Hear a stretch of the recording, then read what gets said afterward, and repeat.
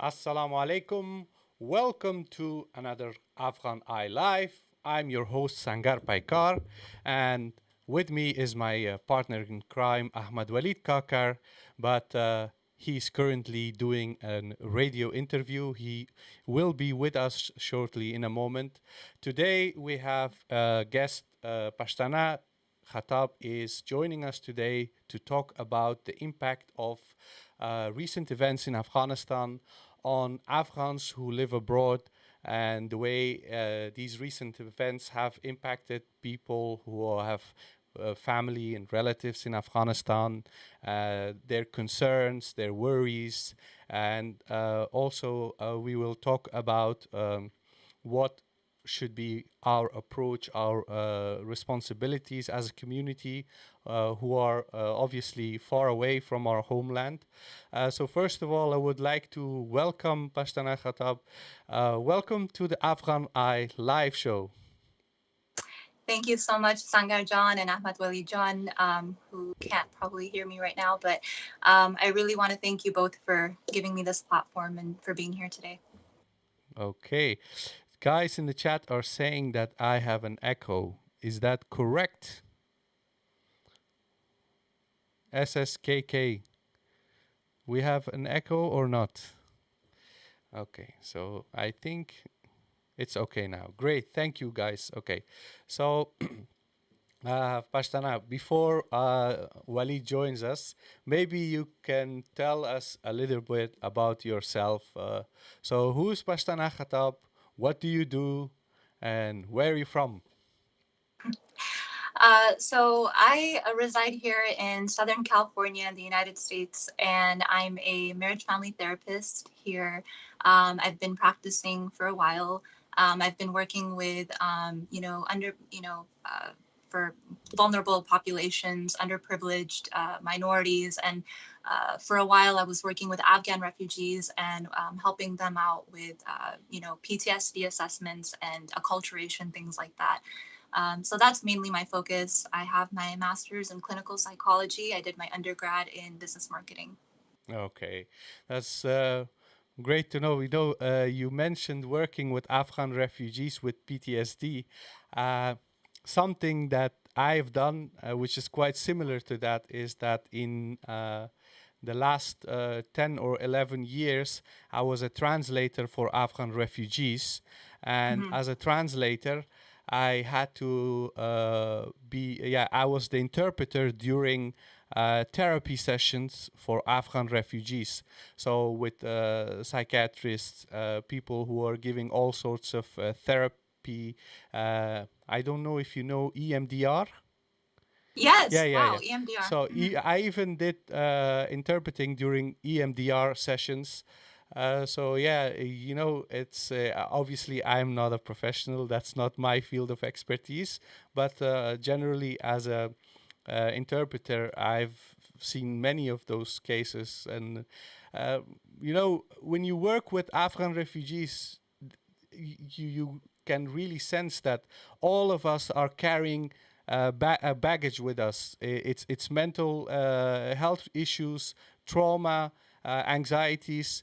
Can you tell us a bit? What is your general experience with when you work with Afghan refugees or people who have recently settled in the United States? Absolutely. That's a really wonderful question. So one thing that, myself being my nature, I'm very inquisitive and very like, I love to learn and things like that. I thought it was really interesting that, this was obviously before we had our first term of Trump. This was when refugees, we had an influx of them. So as soon as Trump was appointed president, we didn't have our refugees program completely had minimized. We didn't have any coming in. So when I was working with Afghan refugees, one thing that was really interesting to me was in comparison to the other populations that I would see, the resilience was so different in our community, right? And so I remember when I would do PTSD assessments, and this is not in any way to invalidate people who have PTSD because it's a very serious sort of condition to be having. It's not a light matter, PTSD, right? It's trauma. But when I would see other populations and their response to it be so different, but with Afghans, I'd have people like, I'd be going through the assessment and I would ask questions, for example, dealing with like, have you ever witnessed a bomb? Have you ever witnessed a killing? Have you ever witnessed, there's a series of questions that we go through, and they would laugh. They're like, "Bache ma kul shadidim," and the way that they would respond was just so different from Yeah. like, for example, a white person or a person who comes from a different privileged background. So I would definitely say that there was a lot of resilience, different coping mechanisms for sure. The way that they've coped and became who they are is just so different from, if we were to pluck one of us and put us there versus that's all they know. Okay. And would you say that, from your experience as a therapist, would you say that Afghans generally are better in dealing with those issues and mental health problems, or would you say that they just pretend to be okay, but they're actually not?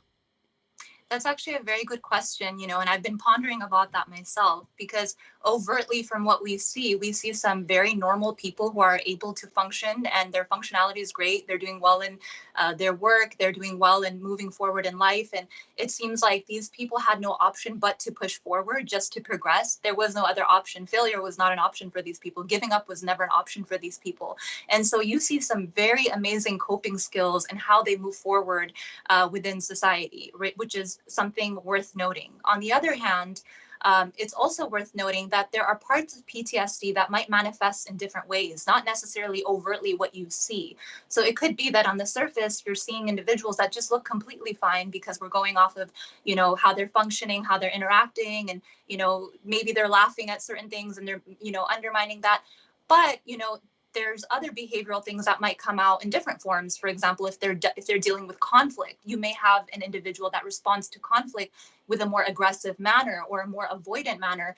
So you don't necessarily see PTSD all the time just right in front of your face, how people respond to that. Yeah, guys in the chat, if you notice, Walid is talking, but he's doing a radio interview, but he will be with us shortly. So he's not just talking to someone else. He's just he's on the radio right now.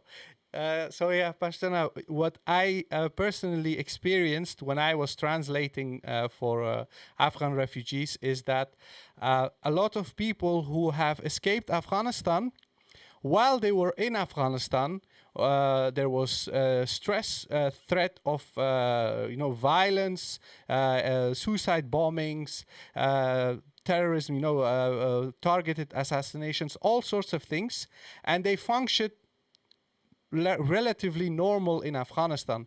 But as soon as they come here to seek refuge, then suddenly you see all these manifestations of different forms of mental health problems, like people can't sleep, they're constantly worried, they are very quickly agitated, and all these things. And from your perspective, what is it that people manifest all those problems here, but when they are in Afghanistan, they seem to be okay, or at least they don't have those issues?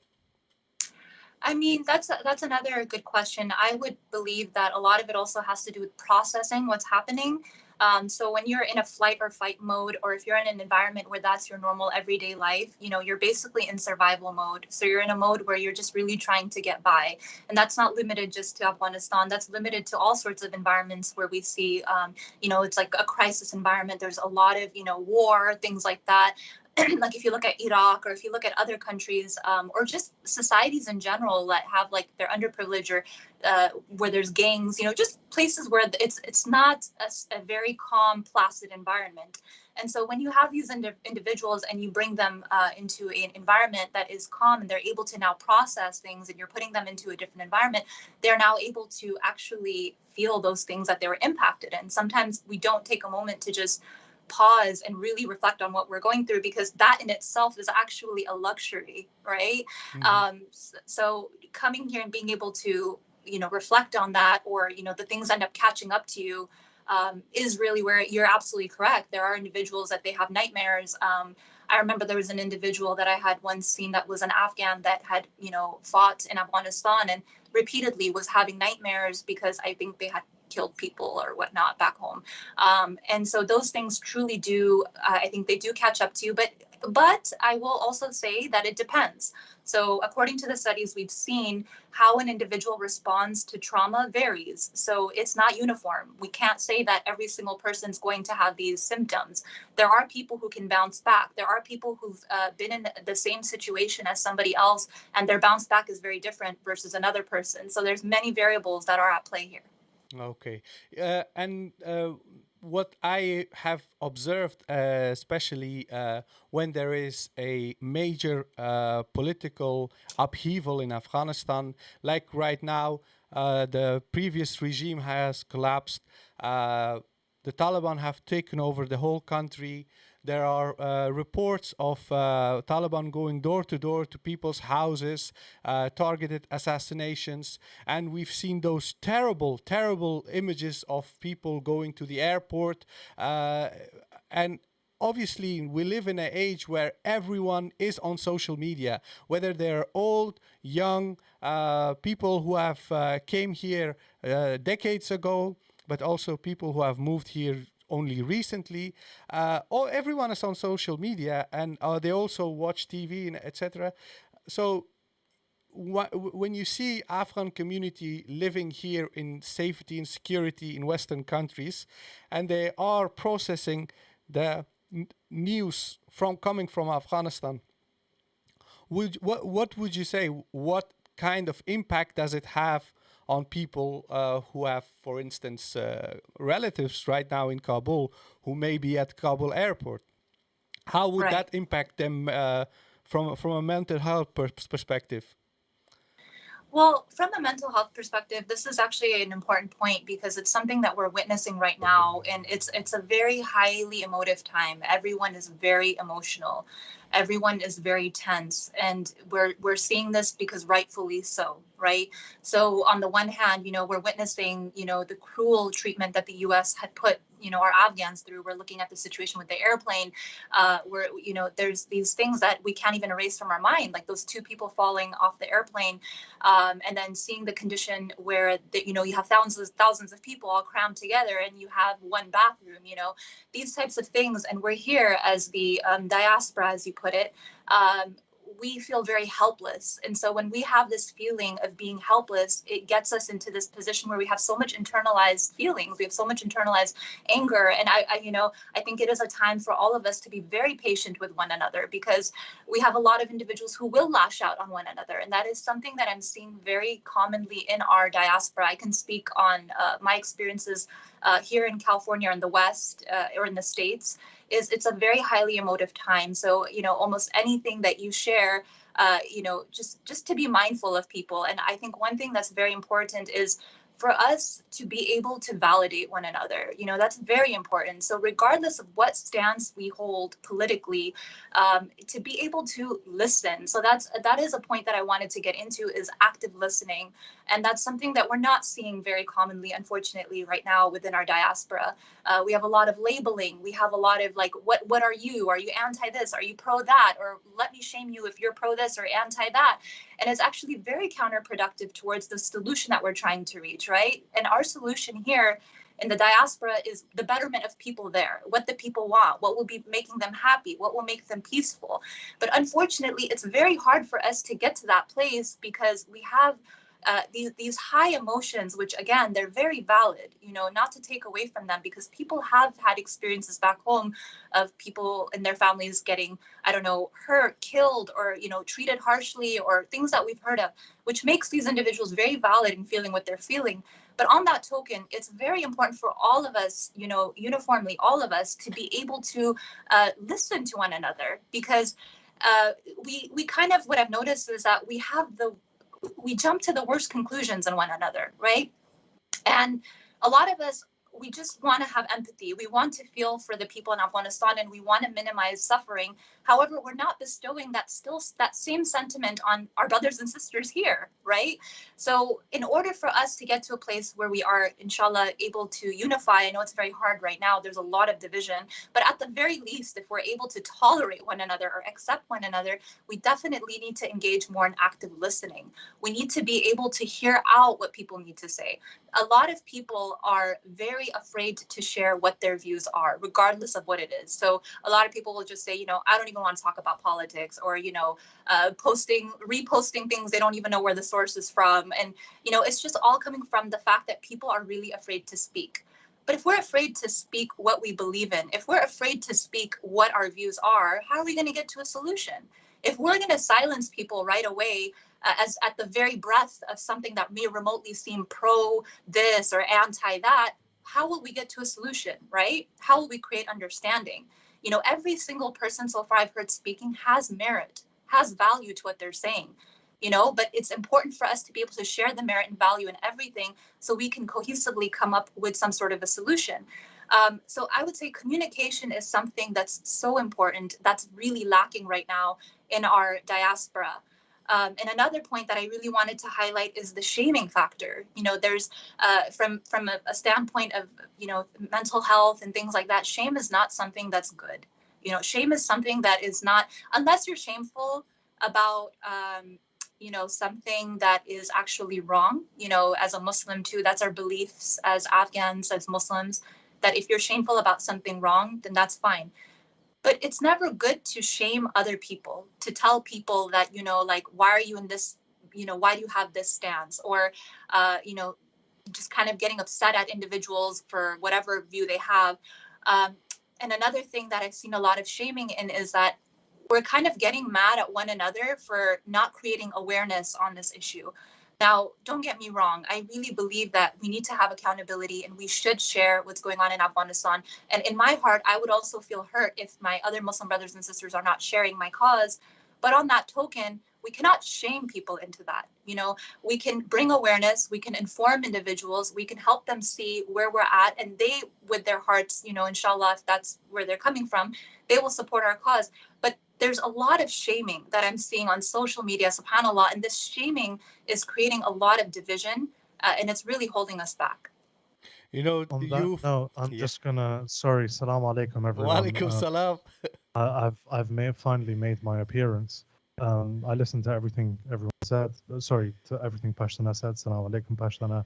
Salam alaikum So, to everyone that is viewing. I was doing an interview for the Times Radio, so that's why whilst I was here, I couldn't talk. But yeah, please continue. Sorry Okay. about that. I just thought Okay. I'd announce like I'm here. Okay, welcome. Okay, Farsana, you have touched on so many important issues. I just wanted to say that some of the things that you said reminded me actually of a course I was pursuing here in the Netherlands at an Islamic institution.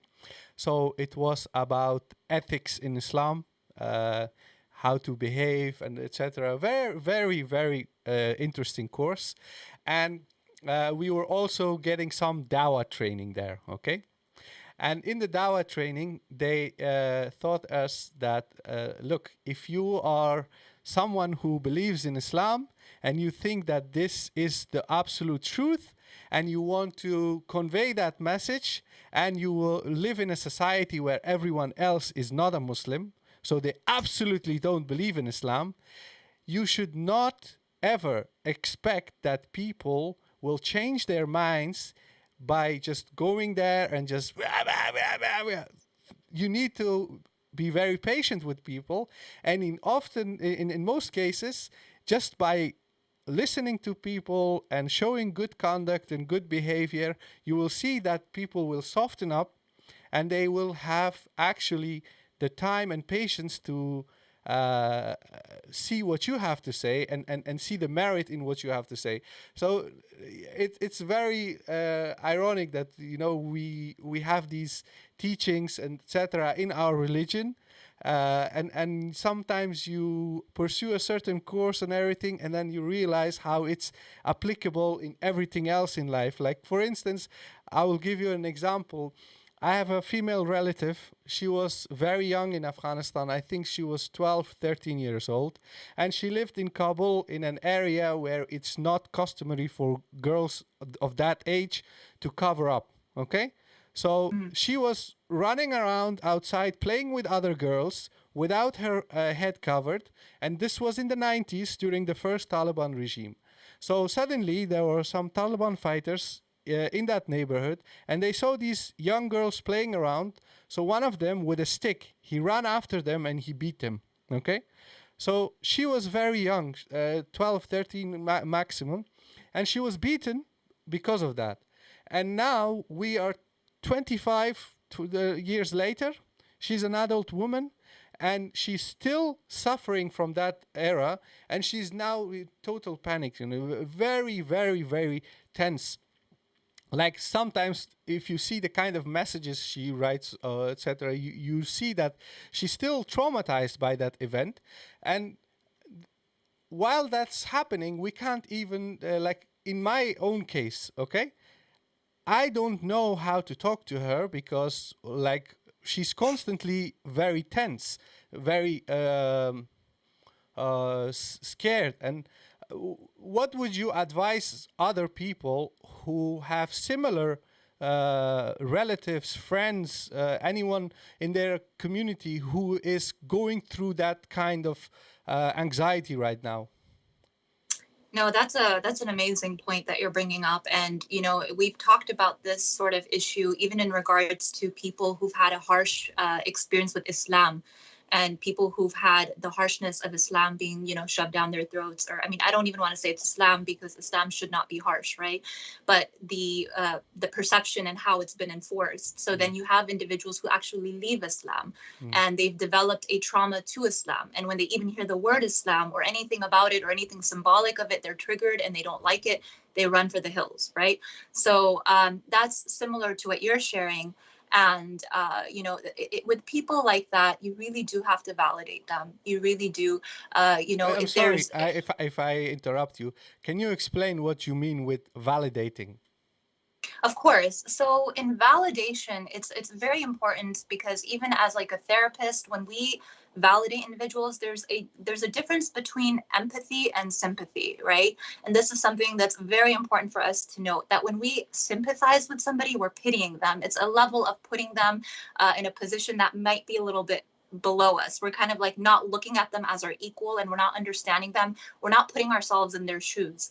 When it comes to empathy, you're able to really be able to understand an individual while withholding their respect, to their experience. So even if you haven't experienced their exact thing or situation, you're able to empathize, because you are able to feel it's a human condition, it's a human pain, and you can feel that, because we've all gone through it in different shapes and forms. So that's where we're able to connect. Now that ties into validation, because when it comes to validation, you do have to actively listen and hear a person out, and see what they're feeling. And we even as Muslims, we have to do this. We have to be non-judgmental. We have to be unconditional. We're not always supposed to be detectives. Like, is this person telling the truth, or are they lying? I mean, sure, that's important, but a feeling is a feeling. We cannot minimize a feeling. One person, like I mentioned earlier, can respond to something far more different than how another person responds. It could be the most minor thing that a person goes through that's earth-shattering for that individual, right? But that's not going to put us in a position to determine how that person should respond. We are not in a position to tell people how to respond to something. And that is something that is happening right now within our diaspora, is that people are truly valid for the fears that they have. People are valid for the things that they're experiencing. And it's not our place to tell someone like, that was correct, whatever had happened, or, you should not be feeling that way. So I think first and foremost, validate people, meet them where they're at. Everybody is in a different stage, and meet them where they're at. For some individuals, they have had some really harsh experiences that puts them in a position that it is very scary for them to think about the future of Afghanistan, rightfully so, right? Like, I mean, if I had a family member and something had happened to them, I myself would feel that way too. So on some level, there is privilege if we haven't experienced that. Validation is really important. Hearing people out, letting them feel their feelings is really important. But there's also the next level, and this is where we have to be realistic too, right? So as a therapist, one sort of therapy approach or modality that I like to follow is brief solution focused therapy. And so with solution focused therapy, you're very much oriented towards a solution. So as much as it's also very important to allow people to feel what they're feeling, we need to look at the real reality of the situation too, right? And so when we look at the reality of the situation, we need to come up with viable solutions and practical approaches for us to move forward, because we are not supposed to stay stagnant either. So I truly believe like allowing people to have the amount of time that they need, and we can't put the amount of time on that individual, and hearing them out, and you know, if there's something in our control that we can do, then by all means. But right now, it seems like the circumstances, how I'm seeing it politically, is there's a reality in front of us, and we just have to figure out how to navigate with that reality that's placed in front of us. And that is scary for some people, and for some people, it's very positive news. So, subhanAllah, in Afghanistan, there's a variation of feelings, right? You cannot say, I mean, despite what social media is saying, you cannot say uniformly the whole entire country is devastated. You cannot say that uniformly the whole entire country is celebrating and that everybody is happy. This is not a reality. We have people who are feeling happy, you have people who are feeling sad, we have people who are feeling both, right? And so these are the realities, and we do have to be mindful of that. And that's, yeah, that's what I would have to say. You know, there were so many questions that I wanted to ask you, but every time I ask a question, you answer like 3 or 4 other follow-up questions that I wanted to ask. So that's amazing. But thank you. So we have a super chat from SSKK, $5, and thank you very much. And the question is for Pashtana: what advice do you give to practicing Muslims dealing with the daily struggles of living with a Western society while practicing? Wow, that's a tough question. Well, That is actually a really good question. What advice do you give to practicing Muslims? It is a struggle. You know, I'm not Gen Z. I'm a millennial, so I can't relate with Gen Z as much. I really feel like you know, they're probably going to be tested a lot along with their children. So may Allah be with them. It is difficult as we look at the paradigm shifting of our times, and you know, me being in the West, the way that the cultural context is changing, the way everything is changing. It is scary. I remember one time I tweeted something about Sharia, and I got a lot of support, and then I got people like, this Sharia like idea. I don't know. People think when you say Sharia it means Taliban for whatever yeah. reason, but no, the reason that I was sharing my view on that was just mainly because when I look at the trajectory of the future of the West, it is scary. And I think what's very important, you know, is family is very important. Your nuclear family unit, it's always important to make sure that the deen is being practiced. Like I know in my with my father and my little siblings, I have a little sister, she's 10, a little brother that's 7, alhamdulillah, and we do jama'at, right? So making sure that you preserve these things when it comes to Ramadan, when it comes to Eid, we're able to like have celebrations. When it comes to, you know, we send them to Islamic school. So subhanAllah, there's so much that you can do, and then there's parts of it that you cannot do. So when you're a part of society, and this is the cultural context that you are in, you also cannot shelter, you know, your kids, or, you know, sheltering is not, it's inevitable that you are going to be a part of the fabric of society. So I think it's very important. We are going through some trying times. You know, this is facts. I'm always like, oh my God, if I ever have children, I'm like, I don't know, I want to leave America, just because like it's very hard to, I mean, people are talking about how do you raise your kids to be good Muslims? And I would arguably say, how do you raise your kids to even be a Muslim? With the way that the future is going forward, to even have that aqidah, to even have that belief is going to be very hard. And, you know, I think the Prophet ﷺ, there was like a hadith that, you know, holding on to your iman is like a burning hot coal, right? And that's truly the times that we're in right now. So my advice would always be educate yourselves, right? You know, they say seek knowledge from the cradle to the grave. And subhanAllah, the beautiful thing about Islam that makes it so different from anything else is that the more knowledge that you seek, your iman, it just reflects right into your iman without you even trying. So just always to educate ourselves. We do live in a time where there's a lot of Islamophobia. We need to be, and able to counter those questions and have answers. And subhanAllah, another thing is Islamophobia is not just high with non-Muslims. What I've been noticing in this past few months is Islamophobia is high within Muslims, right?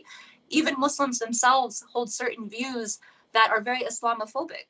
And so I think even within our own ummah, we have a lot of work to do. Thank you. That was an excellent answer, very comprehensive, and I think it's applicable to all of us. We have another super chat from Sadaf Posani, $4.99. Thank you very much. So now we have sort of discussed the issues that are playing up in our community, people who have obviously genuine anxieties. We need to validate that. But I want to move on to something that is quite important as well. And for that, I'm going to play a video. We're just going to listen to the video. I have added subtitles for our audience who don't understand any Farsi Dari. So you can just read the subtitles on the screen. And then after the video, I will just ask you guys to reflect Waleed and Pashtana, okay? So let's just switch to the video. So here we go. I'm going to mute myself.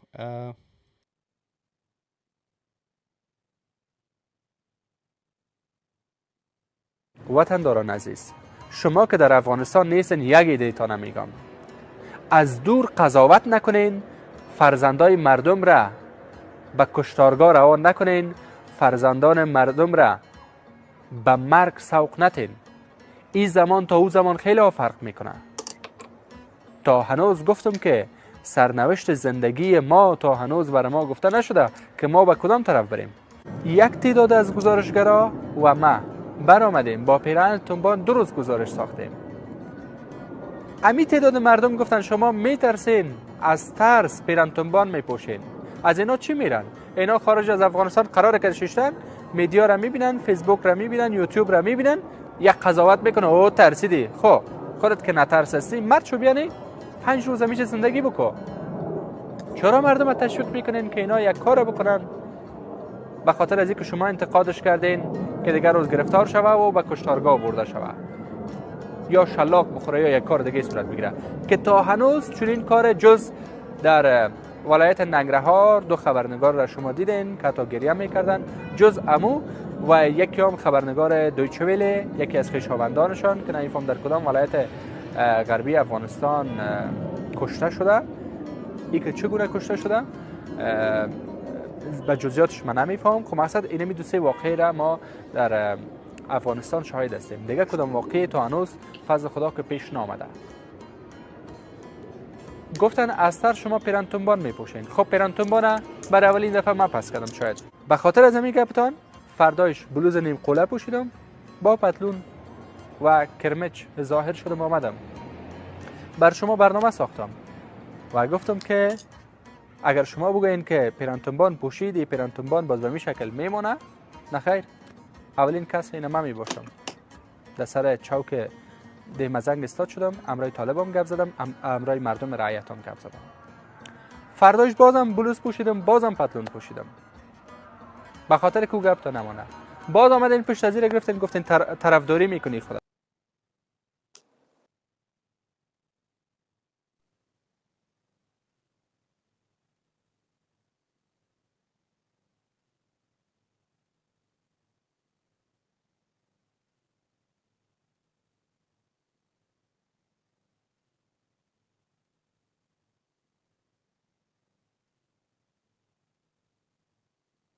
Sangar, you're muted. Sorry, guys. Okay, so the video that you just saw, it's from Humayun Afghan. He is a very famous Afghan YouTuber based in Kabul. I think he's a very successful reporter. He makes incredible videos, okay? And he has 2 YouTube channels, so I call on all of our viewers, please go and subscribe to his channel. Support this man, support other Afghan vloggers and YouTubers just like him who are on the ground in Afghanistan. Now, why did I play this video? Now, the topic of today is Afghan diaspora responding to current events in Afghanistan. Now, what is the context of this video? Humayun Afghan, when the Taliban took over the city, he just went out to the streets and he started recording. That's his job. He is a very brave reporter, and he didn't shy away from doing his job. He just went out reporting. But there were people based in Western Europe, North America, who started attacking him. They started attacking him first in the comments to his videos, and some people even went on Facebook Live, and they were saying, why is this guy basically bending over backwards to the Taliban in Kabul? He's no longer wearing a Western style clothes, and he's going to interview these guys, and why is he doing that? And they said that you are scared. They basically try to bully him and shame him for the fact that he switched to traditional Afghan clothes while he was reporting. So he is saying in this video that he stopped wearing traditional clothes in Kabul under Taliban rule, and he switched back to his Western style clothes and went again to do his work, reporting. And now people are saying, well, you are defending the Taliban. Basically, you are making propaganda for the Taliban. And these are the people that basically, they will claim that Mullah Bradar is on a flying magic carpet going around stealing young kids' lunch money and going through chimneys and beating people up. And if you disagree, they'll call you a Taliban sympathizer. And that is basically the story of the last 20 years. And the only thing that I would say, and I respect Humayun Afghan a lot, by the way. Okay, everyone is saying that there's a lot of echo. It's gone now, it's gone. Okay. So as I was saying, right, these are did you guys, you sound majestic with that echo. But the thing is that this is largely the story of the last 20 years. There's propaganda, and then there's just ridiculous levels of propaganda, and then Afghans, both in the country, well, not so much in the country, but more so in the West, when you don't believe that, I don't know, like I said, Mullah Bradar is on a magic carpet stealing the lunch money of young children. If you don't believe that, you're a Taliban sympathizer. Now, whilst I respect Humayun Afghan a lot, the only thing I would say is that he shouldn't have even been listening to these people in the first place. If these people believed that if they were doubting his integrity, and they were sort of making fun of him from the beginning for wearing traditional clothes, he shouldn't have even bothered trying to placate them, because this crowd, you cannot placate, you cannot make them happy, no matter what you do, until and unless you agree that with everything, every single part of their political philosophy, if they have a political philosophy, you're not going to make them happy. That's the only thing I was going to say. And this, I guess, personifies the last 20 years in a nutshell. If you agree with me, yes. If you don't, we don't. And obviously, we here at the AFGHANEYE are all about sort of providing a counter narrative and almost being heretics to that sort of top-down imposed narrative where the Taliban are, at the same time they're racist, at the same time they're Al-Qaeda, global jihadi, at the same time they're Salafi, at the same time they're Deobandi. We're opposed to all of those contradictions. But now here's the thing. There was once upon a time where perhaps rightly or wrongly, I'd let everyone else decide here, right? But I'm just going to speak about my personal experience. There was once upon a time where I thought Ashraf Ghani was the answer, okay? I thought, you know what? We've had 13 years of warlordism, right? Maybe this is the guy, right? He's got a PhD, and by the way, I was about 18, 19 at this time as well. So like the maturity wasn't as much present as it is now. But I thought maybe this is the guy, right? And he's even built slightly smaller. So he's not like your typically Afghan macho man, because macho men generally don't make good states don't make good state builders. Now, when I was in favor of Ashraf Ghani, right, and I thought maybe this is the guy, not once was I told, if you love Ashraf Ghani so much, go and live under his government in Kabul. Not once. Literally, not once. But then your perspectives change and you realize that actually, under Ashraf Ghani, he signed the BSA. American sort of troops are going around the country with total immunity, butchering people from Kandahar to Khost to Logar, etc. Right? This guy is not the guy. And then you witness that he was opposed to the peace process from the first place. The moment I started being slightly critical of Ashraf Ghani, right? Immediately you're told, you're sat in the West, etc. You should go live under the Taliban, right? If you love the Taliban so much, why don't you go live underneath them? But no one ever told me when I was actually pro Ashraf Ghani, why don't you go live in Kabul if you love Ashraf Ghani so much? It's a way of trying to silence the narrative. It's a way of trying to silence dissenting voices.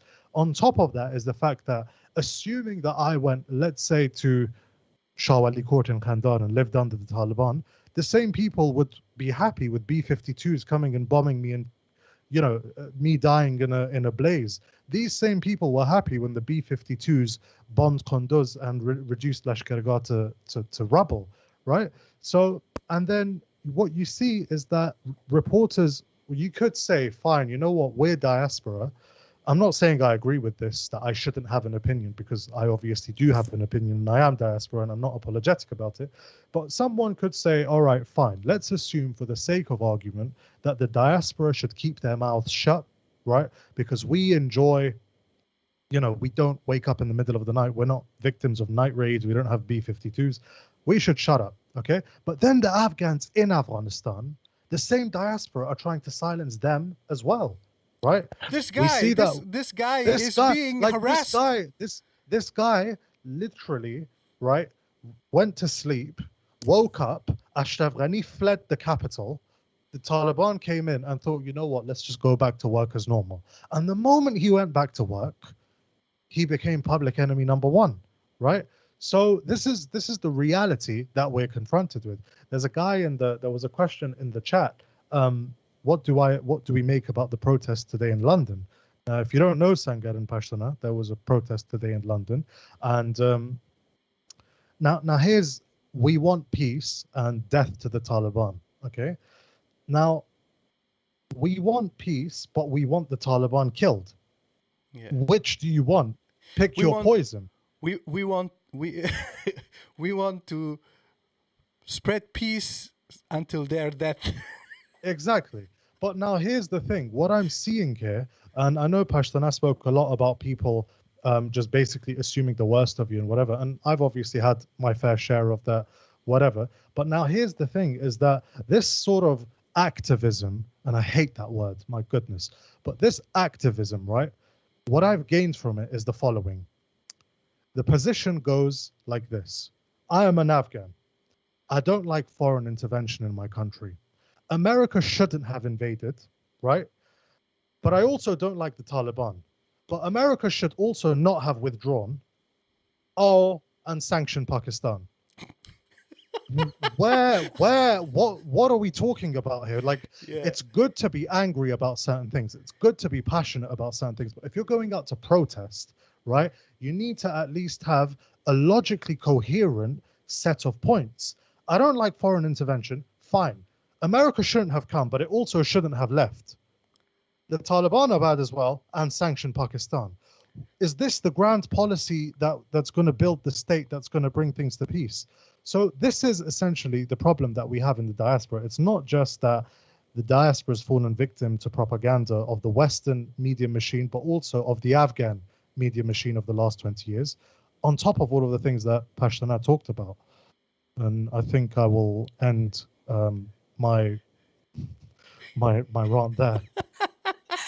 I mean, I actually really agreed with him. And I think that goes back to when I was saying earlier, like being a solution focused individual, is that I myself have been, labeled all sorts of things. And I'm just in a position where I'm explaining to people that it's very nuanced. There's a lot of nuances, and people fail to realize that. It's very like you're either this or you're that. But a lot of people who, like you shared, hold those specific views. They don't have a viable solution, and so sure, f the Taliban, death to the Taliban, whatever you want to say. Okay, let's go along with that. Okay, but then what is your other solution so that we can be on board? Let's create a solution so that we can collaborate, right? I don't know. I don't have a solution.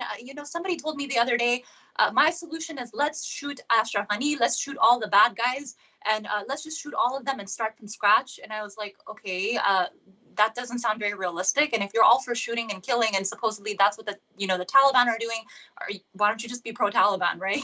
So I was really confused, right? So I get it though. I will say that there's a lot of emotions. So I think a lot of the narrative we're seeing right now, even on Twitter, is that despite the reality of how we're seeing that the Taliban are in power, a lot of people are saying, we're still against the Taliban. And that's, again, they're valid in feeling that or sharing that.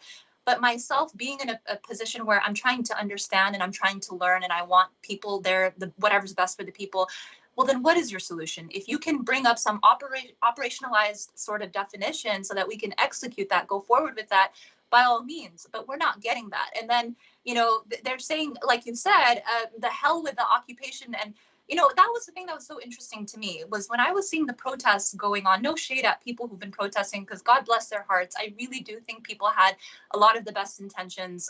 Many people, subhanAllah, if you look at them, they're innocent. They don't know why they're chanting. They don't know what they're doing. They don't know what they're saying. They just want the betterment of Afghanistan.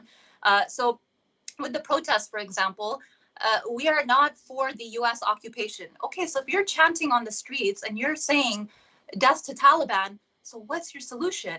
And and you're chanting to the U.S. Are you not calling upon the U.S. to come back and help your country, right? And so when you share that, people are like, no, I'm actually anti-occupation. So then pro what? What are you pro? If you're anti-occupation, then what's the solution that you think can help these people?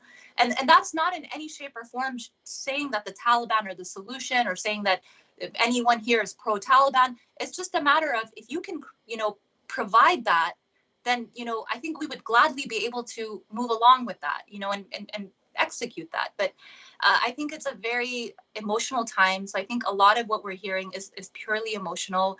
And I, again, want to preface that with it's a valid emotion. We cannot say it's not valid. I definitely think people are feeling what they're feeling because of their experiences. But because it's a reality, I'm of the view of, because this reality has unfolded in front of us, how are we going to work with this reality? Where's the silver lining? Even if it's hard to find, what can we do as a people to unite and and make us move forward, inshallah. Just quick, Akash Sharma donated $5 Canadian. Thank you very much. And he says, people say there should be resistance against the Taliban. World's most powerful army resisted for 20 years. We are back to square one. That's perfectly aligns with what you two guys said. The resistance and those civil war and all these things, let's just leave out the politics for today's show. Let's just, I think you guys are making a great points here, but what I would like to emphasize at this moment is that, yes, we acknowledge that everyone is emotional. We are all at pain. Look at my, I think, you don't see it because of the lights, but I'm sleep deprived for more than a week now. I can barely sleep, and I'm doing relatively well compared to other people. People are terrified. So we acknowledge that people have deep emotions. They're scared, anxiety. We discussed how we should validate that, but then we have to also call people to account that they shouldn't behave like this by going after this reporter in Afghanistan or other journalists and basically shaming them or intimidating them and forcing them, because what he just said in that clip is that, do you want people to go into the slaughterhouse? Do you want us to get whipped? Because that's a realistic possibility. Who knows? Maybe Taliban will execute these guys. Who knows? Maybe they don't. We don't know that. We don't know what's going to happen. We don't know if they will punish these people. But if you are safe and secure here, living in Western countries, then yes, we are emotional. Yes, we are in a state of anxiety. But at the same time, we shouldn't harm other people. Our feelings, our anxiety, our frustration should not be a reason that we should somehow make other people even feel unsafe. Like this man, he makes a report every day. Go to his channel. He has two channels. He has two YouTube channels. There's almost every day a new video, at least 10, 15, 20 minutes. And those videos are often made on the same day and edited, uploaded with crappy internet in Afghanistan. He's breaking his back for people, often the diaspora, so that we can see what's going on in Afghanistan. And instead of supporting this guy, instead of saying, okay, I care about my country, I care about my people, this man is doing an excellent job. People are going after him. People are doing terrible things. Like, look at the comments in his videos. Like, it's just heartbreaking. And this is something that I think is very important. I said in the beginning of this conversation, I've been an interpreter for Afghan refugees for 11 years. Pashtana, I think you know what I mean when I say that listening to all these traumatic stories have actually impacted me mentally. I have all sorts of issues because I've heard so many really painful stories. I'm not a man who is, how would you say, I'm not indifferent to people suffering. I know everyone is suffering, but at the same time, we shouldn't use our own suffering as a justification to go after other people. That's not going to help.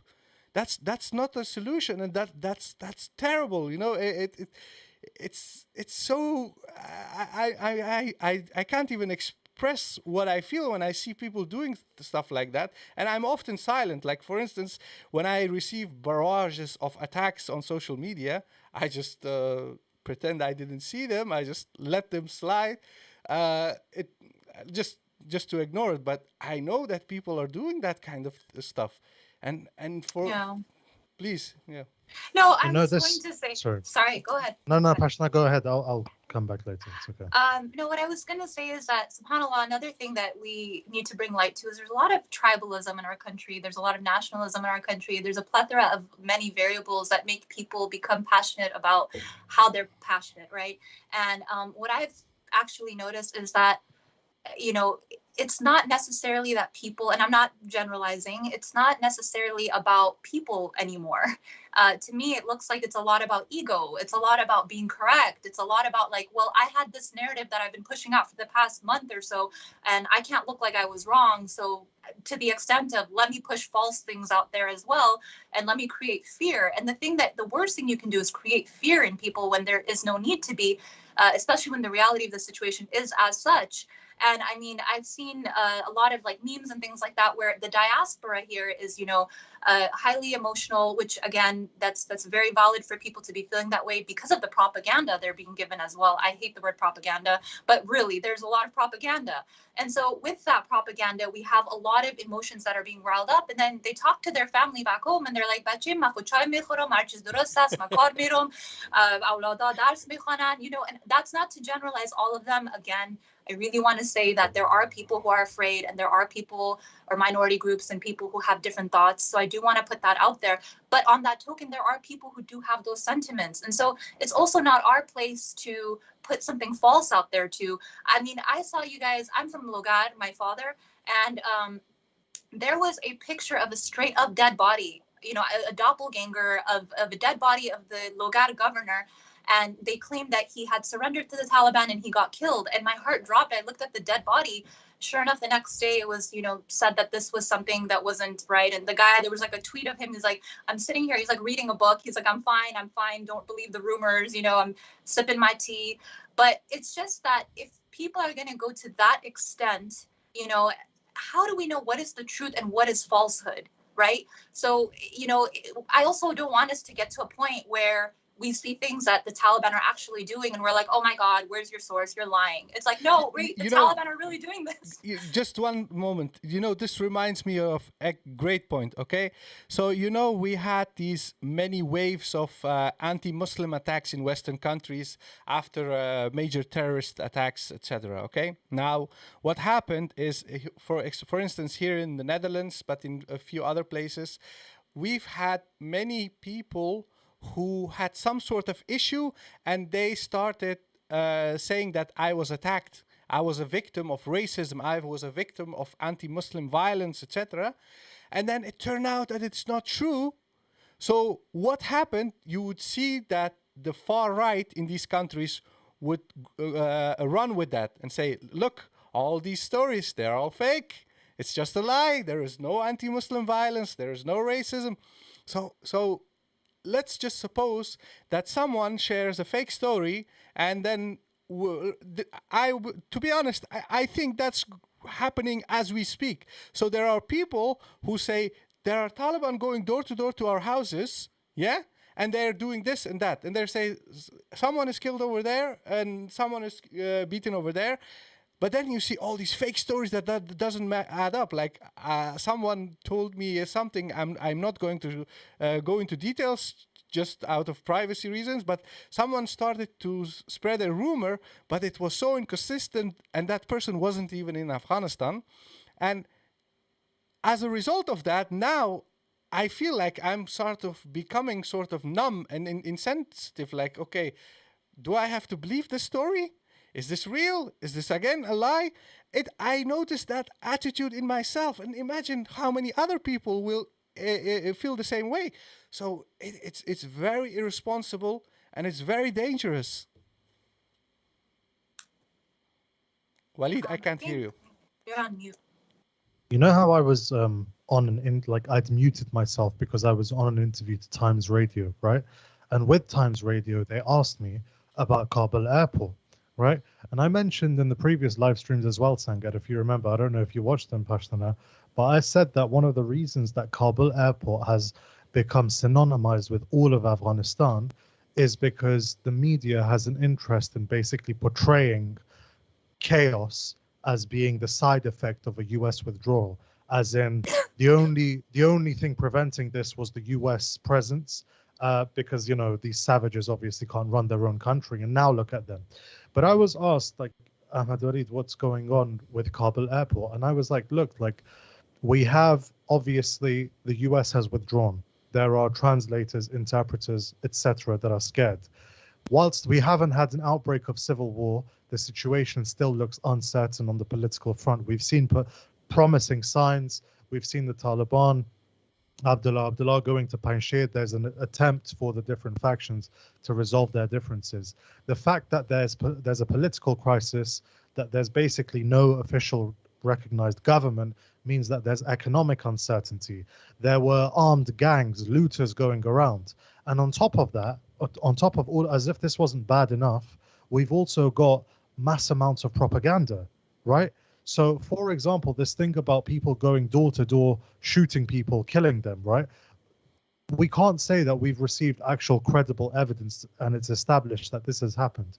Today, I found out that in Kandahar, it's actually happened, right? But I was completely numb to it, and I was almost skeptical because I was like, look, I've even heard stories that in Kandahar, there have been instances of 12-year-old girls being trafficked across the Durand line and being sold in bazaars in Pakistan. So how can I believe this? Until I actually spoke to someone on the phone today, and they said, whilst they haven't gone around beating people up, right? What's happened? Sorry, they haven't gone around shooting people. They've taken some people out of their houses, beaten them up, etc. And people don't know, is this the official policy now? Is this being ordered from the higher up? Because obviously from the higher up, they've said we've given an amnesty to everyone, but not everyone has access to what happens higher up. Not everyone has access to television, social media, news. So people there now are scared. Even if they've worked with, let's say, not the government, but with the UN, they're scared. Is this the new policy? Are they going to take me out of my house tomorrow and shoot me? Right? So all of these things are happening with the fake news and the propaganda and the misinformation and the uncorroborated stories on the side. And so when it comes to being, the desire to be right, that Pashtana alluded to before, where you can spew all sorts of gibberish because you became an expert last week, and now that you don't want to be proven wrong, you're just circulating any and every bit of nonsense. I'm minding my language here because YouTube, I don't want to get in trouble with them. But you can circulate any and every bit of nonsense because you want to be proven right. But like Qadir Popal said the other day, what you tweet actually has an impact, right? You may not know it, but it has an impact on the ground. Someone may not directly read it, but it feeds into the general atmosphere of sheer panic, right? People in Kabul airport today died. There was a stampede, right? It's not a joke.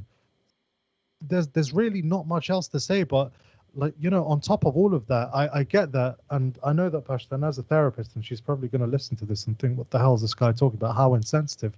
But in some instances, no, honestly, I feel like if your emotions come before are prioritized before your basic human decency, I wouldn't even say that. Like, in my honest opinion, you're just a scumbag. But then again, I'm not. That's probably why I've been insulted a lot more than Pashtana has on social media. And just before I forfeit the stage, we actually got a donation of 50 Canadian dollars from T-Sipper. T-Sipper, thank you very much. As a fellow T-Sipper, it really humbles me, and we're really honored that you've donated to us. And I hope that you enjoy the show today with our therapist. Well, not my therapist, but, with our Afghan therapist, Pashtana. And we have another super chat from Sam McKenzie. Thank you very much for $4.99. Sam says, I spent 2 years in Iraq with the army, never in Afghanistan, lost friends there. I want to thank you for the reporting. I feel for the Afghan people, praying for peace. Thank you very much, Mackenzie. We really appreciate that. Okay, guys. I want to wrap this up and say that we have basically did sort of both sides. First, we have acknowledged the fact that, yes, we are in pain, we are in suffering as a Afghan diaspora. We need to acknowledge each other's suffering and pain. We need to validate each other. But we also have a responsibility, and that is that our emotions, our anxieties should not be weaponized to go after other people. I want to ask Pashtana, do you have any final remarks? I wanted to kind of go off of what Ahmed-Waleed, John, is it Ahmed-Waleed, like the singer, or Ahmed-Waleed? Like the singer, sort of. Oh, okay, Ahmed-Waleed. Ahmed-Waleed. Waleed. Okay, sorry about that. So with just like Ahmed-Waleed said, one thing I do want to say, and this is also something that's like my therapy style, is I'm not all for just purely just being in the feelings and validation and allowing things to be off of accountability. So I'm also very strong on accountability too. So yes, feelings matter, and yes, we should be understanding towards feelings, but I'm also a big proponent that your feelings should not allow you to become a bully. I don't think your feelings should allow you to become your dark side to come out, and everyone to just enable that, because there's limits to it as well. And I do believe that as being a human being, we're also supposed to be accountable, and we have to have self-awareness and be able to pause. So a lot of the times when we're about to lash out on these issues, really to pause. This is something we do in therapy called distress tolerance skills. And to be able to pause, stop, reflect, and see if it's meaningful and worth it. And, to come back and approach a situation with a rational mind. I know it's more easily said than done. We're Afghan in the end of the day. It's in our blood. When we're upset, we're going to just retaliate right there on the spot. But really trying to be mindful of that. And like you said, it's actually very detrimental. Social media is so powerful. I was thinking about that the other day, because I lived in the times when we had Britannica and we would put the CD in the computer and that was the software, you know, like, or we would use an actual encyclopedia. There was no Google. And here we are at the lightning speed. We have Twitter. We have all these things that, you know, the news before it even happens, it hits our, you know, our fingers. So that narrative, those hashtags, those trends, they're very impactful. They create emotions, they create movements, and they're very powerful. So be careful with the tools that you're using. It's very easy to sit there, you know, you're in your room and just to, you know, say something, but be mindful that your words will impact people, and it can end up in the hands of people that, you know, you can create more fear, and it can end up in the wrong hands. So I think it is very important for us to be accountable. And, you know, I don't have anything else that I want to say. I just hope, inshallah, that there's, obviously, as cliche as it sounds, I hope there's peace. I hope we're able to unite. And if we're not able to unite right now, because it's too soon, may we at least be able to tolerate and accept each other and our differences for now. We just have to wait and see what happens, inshallah. Yeah, so Sangat, just just 1 before second. we go, We're not going we yet. Just one okay, one cool. more request, guys. I see nobody's touching the like button today. What's going on? Only 58 people have liked the video so far. So I want to see more likes. There are many of you right now in the chat, so yeah, it's going up. Thank you. All right. Well, Waleed, you wanted to say something. DS is saying, I also made a donation. Would you address my questions? DS, what was your question?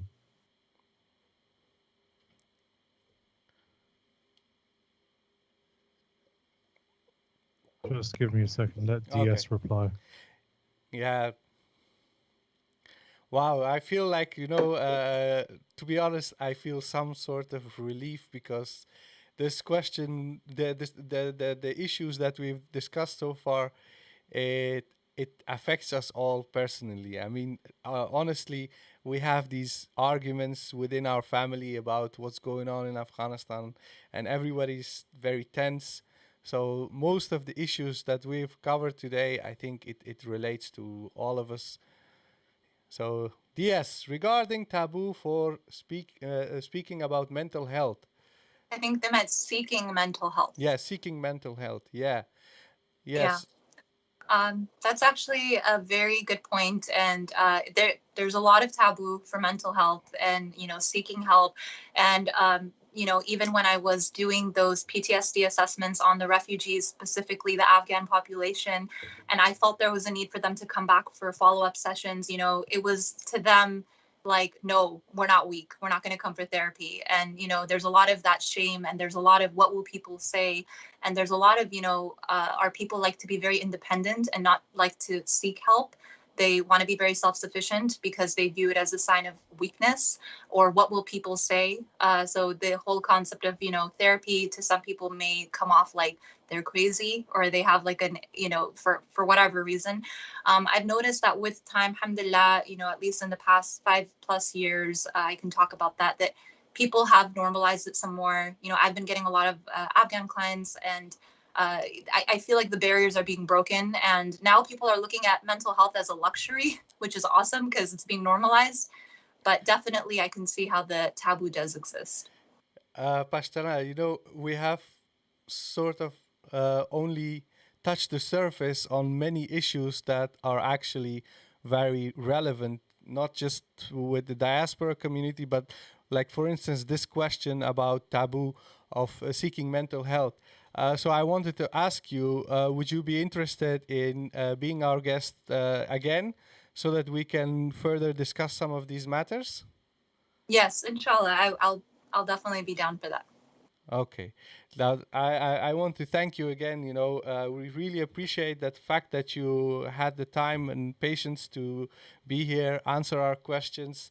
It was, you know, badly needed right now. We are in a very difficult situation. And the fact that you made time for us so that we can talk about mental health, all these tensions, it's not the regular stuff we do on our channel. It's sort of very different from our normal content, but I think that we are now currently building a community here with AFGHANEYE, and we have a lot of listeners from the diaspora. So that's why I really appreciate that. Thank you very much. We've got a donation, a super chat of $1.99 from JZ, which is almost customary right now. Great show, and Panshir is Panshir ahmed-waleed. Panshir. Panshir It's is a reference. It's a reference to the show last night when you were arguing with me that the map Panshir was not Panshir. I see. Yes. Okay. There's a £10 super chat donation as well, which I feel obligated that we kind of have to answer. From Niyazgul Hazarbuz. What do you think the future curriculum of education would look like for children? Will there be more focus given to religion, or will there be a balance? Sangar, do you want to?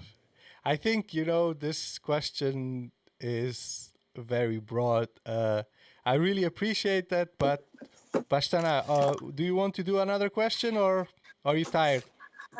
No, I don't mind answering. I think that this may even tie into tomorrow's program. Yes, yes. No, yeah, Okay, no, let's no. make sure we remember it then. Yeah, I will write it down, but we have another show tomorrow. And just to give you a short, how do you say? Pashtana will be tomorrow, but we will not be talking about mental health. We have a different topic. So guys, we will have a show tomorrow, and then maybe we will also discuss this matter. Not maybe, most definitely. So guys, we need to wrap it up. And I want to thank you all for being with us today. I want to thank everyone for their super chats, liking the video. We couldn't answer all the questions in the chat today, but today you have to forgive us.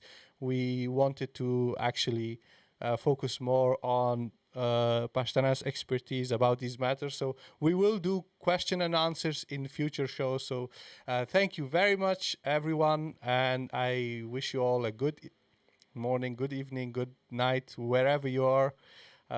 Pashtana, thank you very much as well. Thank you so much for having me. It was a pleasure was all mine. Thank you. Thank you. Okay. So until next time, Assalamu alaikum wa rahmatullahi wa barakatuh. Wa alaikum